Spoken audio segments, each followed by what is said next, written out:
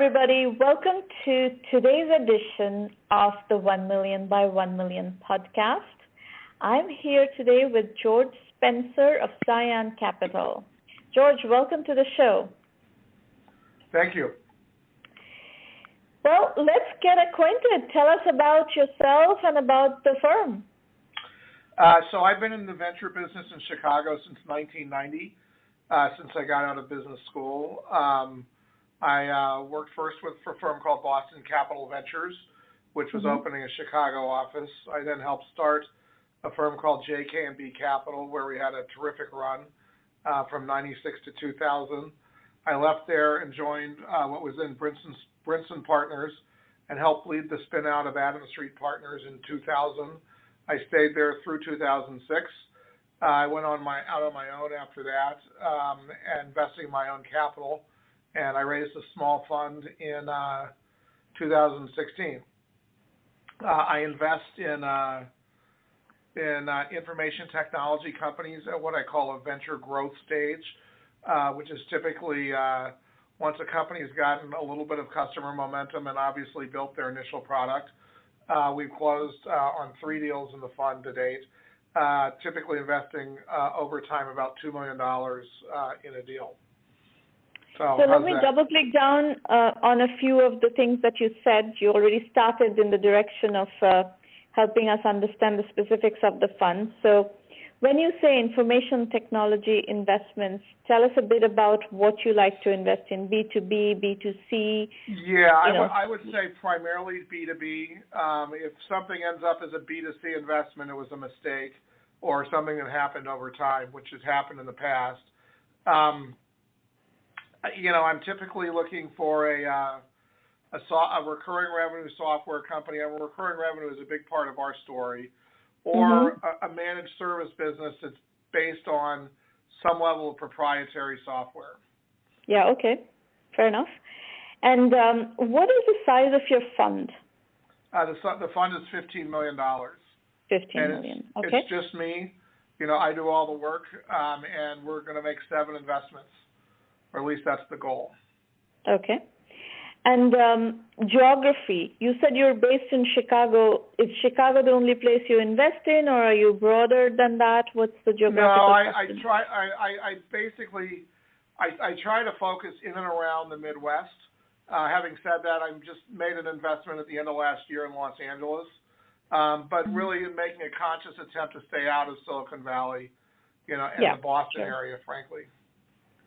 And there's a lot going on. There's a lot going on in Chicago these days. So, in the fund, I've got my first investment was in Chicago. My second investment is in St. Louis, and my third investment is in LA. I see. And elaborate a bit on stage. You said you won the product built and a few customers already in place. What is a few customers? How many customers? What kind of? And since you're in the recurring revenue business, are you looking for paying customers? Yeah, paying customers. I would say the first deal I did was a company called DataCubes, which I believe had 3 customers when we invested in the company. I just invested in a company called Twine Data in Los Angeles that has quite a few customers. That was a Series B. The other 2 Twine Data, PowerPost and DataCubes were considered a Series A investments. And so what kind of monthly recurring revenue run rate do you like to see in place before you come in? I would say as low as $30,000 or $40,000. $30,000 or $40,000 a month, okay. But I don't really use that as that's a little bit of a proxy, but it's more about being able to understand why the customers are buying it and understand that what you're doing is pretty hard to do. Okay. And do you have any preference within B2B SaaS, do you have a preference between selling to enterprises versus selling to small businesses? No, I've invested in the past in both and made money on both. I think the key is really understand. One of the keys in my diligence is understanding kind of how you're going to be able to build a distribution channel based on the price points that you're able to sell your software for. And I've had deals in the past, everything from, SPS Commerce, which was selling, through an outbound telemarketing sales force that took us a while to figure out, at $100 or $200 a month per customer, and all the way to Borderfree, which was, taking in some cases, $5 or $6 million a year from some customers. So that I can work with both of them. Okay. So across the companies that you have invested in, both from this fund as well as your general experience, can you share a few examples and give us a flavor of when you went into the deal, what did you see, and what is it that made you decide to invest in this particular set of companies? Sure. Just give us some case studies so we understand how you think about investments. Yeah, I almost try to do a mini BCG or McKinsey kind of analysis, on every deal I end up investing in. So I'm trying to understand, how hard is the product to build that you've got. I'm trying, and how difficult would it be to copy? Because generally, what I'm looking at is, early stage and somebody who's a leader in the vertical or the horizontal that they're in. The second thing I'm trying to figure out is how important of a product is this to a potential customer, and that has to do with, what's the economic return? How important is it strategically to a customer? And then we kind of roll from there. And I would tell you, in 80% of the cases since 2001, when I really started, working on this strategy, almost every company has had to make, a major mid-course correction, in its evolution. Because I don't think you get it all right the first time, and the industry's changed. Probably the biggest example of that is a company called Borderfree that started life as a company called E4X, which had just relocated from Tel Aviv to New York when I invested in it. And the solution was essentially a foreign exchange solution, which allowed you to shop on an international website and buy goods in your own currency. And we got that business to about, $500,000, $600,000 a month in MRR, and just stalled out. And every year we were losing our biggest customer or a customer, and we were basically able to sort of refill the tank, but not a lot better. And we ultimately shifted that business into a company called Borderfree, which became an international e-commerce platform with that core currency conversion technology, which was really the key economic engine in the product that we were selling. And we went from nothing to, I think, close to $700 million, of recurring retail revenue, which equated to about $70 or $80 million of software revenue. The company went public and was ultimately sold to Pitney Bowes. So yeah. So I think your point is very well taken. In the early stages, not everything is figured out, and there is a certain amount of pivoting that goes on often in terms of in the quest for that sweet spot, that repeatable sweet spot that scales. Yep, that's right. And capital markets change, and competitive markets change, and you've just got to be able to adapt. So with that understanding, though, I want to ask you a slightly different question, which is, we are in the beginning of 2019. Lots of stuff have already been built, and it's not like there are so many wide open opportunities out there to build these massive unicorns. There are some, obviously there are some, and there are categories where people are pursuing that kind of opportunities, but there are also many, many niche opportunities, and some of these businesses need to be built for small amounts of capital, $1 to $2 million, and sold for $10 to $15 million. Do you have appetite for this type of investment? Yeah, probably not that. But I'm very comfortable, with something that I can sell for $150 or $200 million. And what do you peg the capitalization for those kinds of investments? If you're trying to sell something for $150, $200 million, What is the amount of capital? What is the ideal amount of capital in your opinion? Yeah, so I think that's a good question. I would tell you, I think there are, in the last 3 years from my seat, maybe in the last 10 years, excuse me, there are three really key elements of the capital markets that have changed, that I think changed the dynamics that we're operating in today. And obviously, it's a little bit of world of shifting sands. But the first is it's way cheaper to get a product to market today than it used to be. And what took, $5 or $10 million 10 or 15 years ago takes $1 million to $1.5 million now to get a product to market and to get the first couple of customers. So that's the first thing. The second thing that's happened is that commercial banks have entered the market, I think, pretty darn aggressively, and are willing to lend to companies once they get to, call it $400,000, $500,000 a month of recurring revenue. Yeah. And the third thing is that the private equity market, has gotten incredibly frothy, in my opinion. And once you get to about $1 million a month of MRR, there are lots of guys who are willing to invest in your company, buy your company, do whatever. You can kind of go kind of create your own deal, depending on what people want to do and how well the company's doing or whatnot. So I mean, I think, and you can look at any sort of a multiple, but at $1 million a month of revenue, depending on what vertical or horizontal you're in, I mean, I think your business is probably worth somewhere between $36 million and $70 million, and maybe more, depending on kind of what you're doing. So I look at it and I'm like, to get the company to $1 million of revenue, it probably doesn't take a lot more than $7 or $8 million of equity, and that's from the startup through the Series A, and maybe a little bit of Series B, because you can then use the bank debt to get you to where you need to get you to that $1 million a month threshold. Yeah. So I mean that's kind very of good. No, I think you provided an excellent answer to that question. My take is, so if you can build a company to reasonable scale, and let's assume your metric of $1 million MRR as a reasonable scale point for $5 to $10 million in investment, you're in a very good place with lots of options. That's exactly right.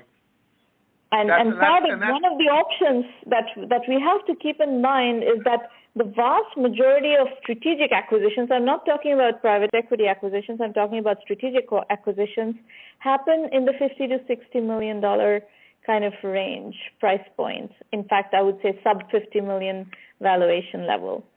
And for everybody concerned to make money with a $50 million exit, you kind of have to build a company in that $5 to $10 million maximum capitalization. I think that's right. I mean, that's the goal here is not to sell the company for $50 or $60 million bucks, but if that's what ends up happening, you end up making 3 or 4 times your money. So right. be it. Right. Exactly. From my perspective, but just getting yourself to the position where you're able to do that is important, and I think that you need to be very capital efficient and conscious of that as you think about building a company. And to be honest with you, I don't think that happens all that much out in the Valley, just because of the dynamics of hiring. The dynamic is very VC intensive and unicorn intensive. You're absolutely right. It doesn't happen as much as out of the Valley, but it's happening a lot in the startup universe, the world that we inhabit, because we do a global business. There's a tremendous amount of bootstrapping. We support bootstrapping very, very actively, which is where my question actually comes from. So now if you flip the argument a little bit and say that, okay, if you, instead of $5 to $10 million, if you can build your company for, let's say, $3 to $5 million, then you can make serious amounts of money even at a $50 million exit. Yeah, no, I think you can make good money. I mean, the problem becomes, I think once you get to sort of the business up to $4 or $5 million, you don't have to take of revenue through so-called $400,000 a month of MRR. You don't have to take that much dilution to get the company to $1 million of MRR because of the way the bank debt works. Right, exactly. The bank debt is in SaaS is very effective if you have the proof points. Yep, I agree. Yeah, great. Excellent. This is an excellent conversation. So I take it, based on this conversation, you're not obsessed about this unicorn mania phenomenon. That would be an accurate statement. So if you look at your deal flow in the last year, let's say 2018 deal flow, what trends have captured your attention, or what trends do you identify? Yeah, so I mean, look, I think you've got an incredible amount of innovation, that's going on in the economy right now. And if, you ask me, I think we're probably in the third or fourth inning, of the transition from an analog to a digital economy. And I mean, it's everything from blockchain to drones to Internet of Things to, everything else. And at some level, it all comes down to data that's being kind of created and put out in the world, in my opinion, and then what you can do to integrate and create value out of that data. Yeah. And that's one of the big trends I'm investing on. The second trend I've been working on is really what I think is the turning upside down of the call it, advertising, market research, print media industry, which has all been really driven from the notion that, print media ain't what it used to be, and newspapers are going away, and magazines are going away, and you've got all these new digital media that are emerging and trying to capture business models, trying to capture sort of the customer with the same sort of advertising type models that the print media did. And I think there's a lot of dislocation going on. You can see, what it's abundantly clear if you look at, companies like LiveRamp, Qualtrics, SurveyMonkey, just to name a few, that are kind of in the new economy of market research, community, consumer advertising, et cetera. And then you look at, the Nielsen's of the world, the old Axiom business of the world, the Ipsos of the world, who are just really clawing to kind of keep even at this point in time. And it's probably, it's an example of another industry that's, probably going the way of retail. Yeah. Yep, absolutely. So, what would you like to, as parting comments, what would you like to convey to our audience, which includes a huge number of bootstrapping entrepreneurs who are constantly being advised to build their companies in a capital efficient way? Yeah, so I would tell you that in general, venture capitalists, and I consider myself a venture capitalist, venture capital is not for every company. And I think you need to look at your company in a way that helps you build your company and make money. I mean, I look at, when I invest in a company, I look at the entrepreneur, as my customer. Now, does that always mean that I'm going to agree with the entrepreneur? No. Does it always mean that the entrepreneur that I invest in, I think is going to be the CEO, 5 years later? No. But I want to help him build his business or her build her business, and collectively we're all going to make money, and that's and I think there's a lot of ways to skin the cat out there. There's a lot more angel money out there than there ever used to be, and I think that the real thing you ought to be doing is unless you have an opportunity to be a $1 billion outcome kind of company, is getting your business and if what you're doing is reasonably proprietary, getting your business to a point in time where you can either manage the burn rate with your existing investors, or you're better yet, you're break even and making money. Yeah. And absolutely. You don't have to do crazy things. We have a simple way to crystallize what you said, which is entrepreneurship equals customers, revenues, and profits. Financing is optional, and exit is optional. Yep. On that note, thank you very much for sharing your thoughts, George, and thank you, listeners, for coming today. We will continue to bring you these investor perspectives as well as entrepreneur perspectives on this podcast series. And by all means, drop by at one of the mentoring sessions that happen every week. So in 2019, every week, pretty much, with a few exceptions, you will have the free public roundtables available. Go to the website 1Mby1M.com and register for a slot to discuss your business and your strategy. And I look forward to working with you there. Thank you. Bye.